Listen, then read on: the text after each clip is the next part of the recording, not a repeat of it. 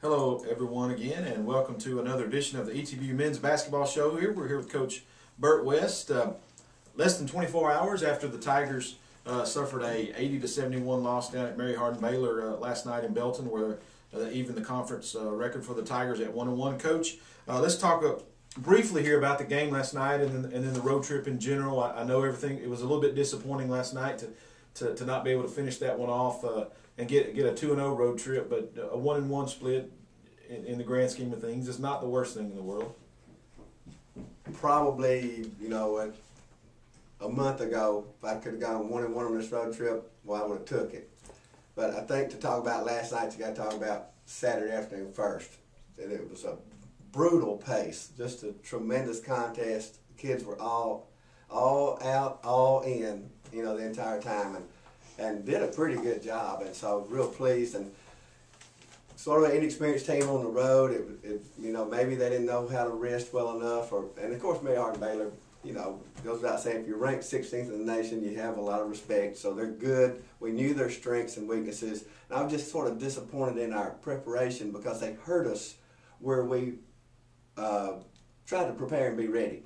And so that was the only disappointing thing. The kids gave a great, gallant effort, and just, I don't know how good this team may be yet, just because everything they see, it's the first time they see it. And so that situation they were in last night against Mary Hardin Baylor was unique to this season. They've not seen that yet. And so I think that's, maybe inexperience, I don't know, maybe played a part in it. But, anytime you go in that game and have a chance to win, and with a young team, you should feel better than I do. But I got high expectations for this team. Well, based on their performance on Saturday, at least just putting it in one little flash in the pan kind of deal, I mean, there is the talent there to be able to defeat quality teams on the road. I mean, Concordia's made the conference tournament the last 6 years playing in the ASC West, so it wasn't a pushover by any means to go down there and take that win from them.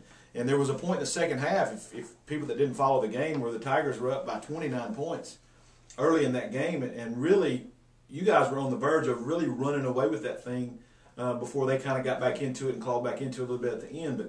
But 4 players on the roster set their career highs in a game that year. That's a lot of promise and gives high expectations. Well, and, Concordia had 4 starters returning. And so I guess, and I was pleased with our kids' effort. And R.J. Prince had the best game of his career. I mean, he was so solid, shot the ball so well, and he's been playing a really good floor game the entire time. But that was just his best game as a collegiate player. So I was real proud of that. And then, like I say, several others, had their career highs in different areas. And I had told them that before the game. You're going to have career highs, shooting percentage or points or rebounds or something, because there's going to be lots of opportunities in this game. So we were pleased with that. And then, turn around Thursday and play. And Jeremy had a really good road trip. LaGuardia, he played well and stayed really within himself and took what was given, because they were really focused on him. And, boy, he took care of his teammates, and they took care of him. So that was good. And then with Mary Hardin Baylor, they thought they were going to focus on him too, but we were struggling a little bit, and Jeremy played very well against Mary Hardin Baylor. So I was real pleased to see him put back-to-back really strong games together.